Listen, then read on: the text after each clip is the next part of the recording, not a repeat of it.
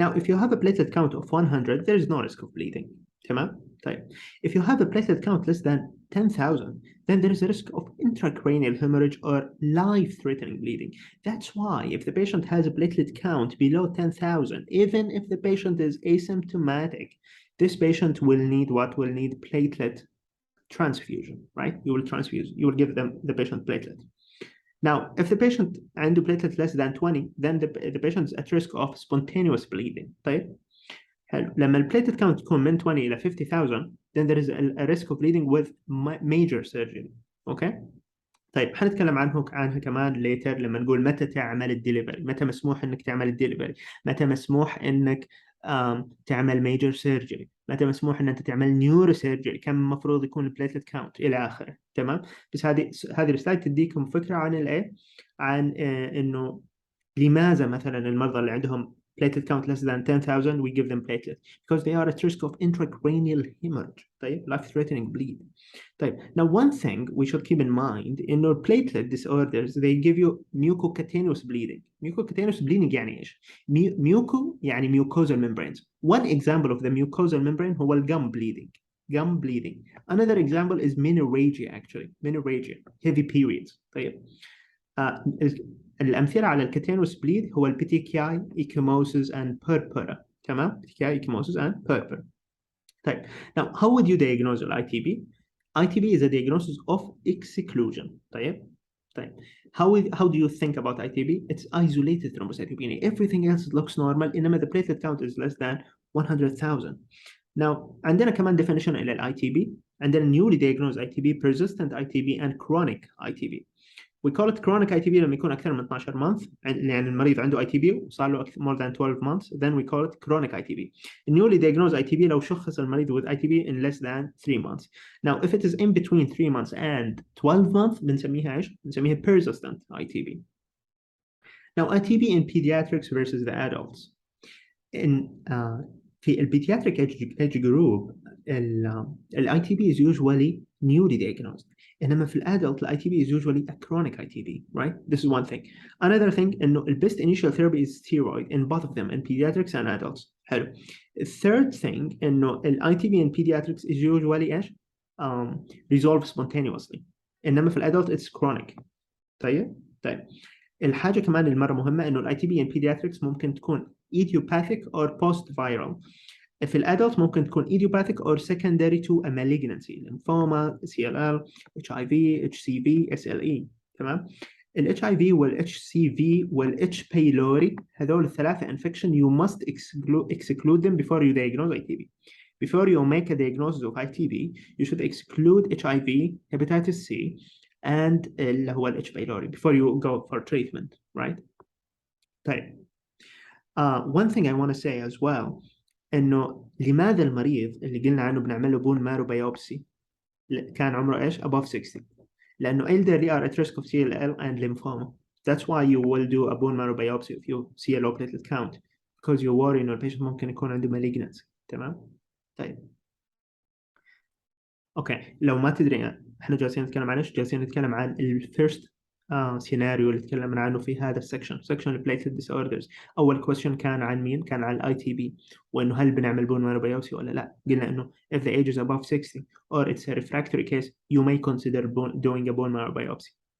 Now the first line for ITB هو steroids, IVIG. NTD is out of favor. Okay. It might be used in pediatrics but still it's out of favor. First line for ITB is going to be steroids, IVIG. Steroids, IVIG. إيش الفرق؟ And IVIG will give you a rapid reversal. It will give you a rapid effect. Steroids is less rapid compared to IVIG. تمام؟ طيب. Now what are the second line treatment for ITB؟ طبعا حنيجي عن إنه متى أنا ممكن أعالج ITB. طيب. Second line تبع ITB. طيب. If you get an ITB patient والمريض يحتاج treatment, you will treat with steroids. طيب. Unless it's an emergency. طيب, if you give the patient steroid والpatient يكون steroid dependent يعني you cannot stop and taper off the steroid إيش تسوي؟ عندنا lines of treatment. So اتفقنا انه for ITB the first line is going to be steroids if the patient is stable. طيب ال IVIG for rapid reversal. Very nice, very nice. Now what if no, you cannot stop the steroid? The patient became steroid dependent. What do you do? The first line for steroid dependent patients is going to be TPO agonist. TPO agonist. Okay. لو thrombopoietin agonist. Okay. لو السكند لاين فور ستيرويد ديبندنت اي تي بي حيكون ريتوكسيماب. حلو. The third line for الستيرويد ديبندنت اي تي بي حيكون ايش؟ splenectomy. طيب. So this is the side اللي we were talking about. التي بي او agonist اللي هو الترومبوباج and روميبلاستم. الروميبلاستم والترومبوباج هم الثرومبوبوتين ريسبتور agonist، هم عبارة عن the first line steroid dependent the first line for steroid dependent ITB. طيب الريتوكسيماب اللي هو anti CD20 anti CD20 طيب بنديها as a second line for steroid dependent ITB. And keep in mind انه of course you need to rule out hepatitis B virus prior to initiating rituximab. طيب very nice. Okay. Now بالنسبة للسبلينكتومي، السبلينكتومي بتكون the third line for steroid dependent ITB. طيب. And of course you will vaccinate 2 weeks before the surgery for pneumococcal, meningococcal and HIV. HIV اللي هي Haemophilus influenza type B. Haemophilus influenza type B. ليش الهيموفيلوس انفلونزا تايب بي هي مميزة عن الهيموفيلوس انفلونزا non typeable هيموفيلوس انفلونزا؟ لأنه non typeable هيموفيلوس انفلونزا ما عندهاش كبسول. ال HIV اللي هو هيموفيلوس انفلونزا تايب بي عبارة عن encapsulated هيموفيلوس انفلونزا، وبالتالي بنكون لها فاكسين، وبندي الفاكسين إلى إيش؟ إلى المرضى اللي بيعملوا سبلينكتومي. لماذا؟ لأنه السبلين is the primary organ responsible for removing the encapsulated bacteria from the blood.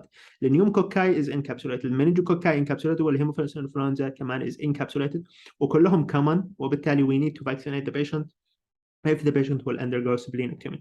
تمام؟ طيب now the basic principles in ITB treatment. Not everyone gets the treatment. Let's agree. صح? Okay. Now patients without bleeding will platelet count more than 30 require no treatment. طيب. Now of course you will advise the patient هتقول له ايه avoid contact sport. السبورتس اللي فيها ضرب وكذا عشان واحتكاكات زي الكورة مثلا عشان لا ايش؟ عشان لا تجيه ضربات وكدمات إلى آخره. Now if the platelet count is less than 30, okay, then you will treat. ليه؟ لأنه هذا dangerous زي ما قلنا، لأنه less than 10 patient إيش بيدخل فيه في intracranial hemorrhage. Now platelet count is less than 20,000 is extremely dangerous and it might lead to fatal hemorrhage. Now بالنسبة إلى pregnancy keep in mind إنه IVIG والsteroids are safe in pregnancy. تمام؟ والvaginal delivery is the best unless there is an indication for cesarean section. تمام؟ يعني ايش unless there is an indication for cesarean section؟ يعني مش from hematology point of view. يعني لو الobstetricians قرروا انه المريضة تحتاج cesarean section for any other reason, obstetric reason, then you go with cesarean section. But vaginal delivery is the best in case of ITB.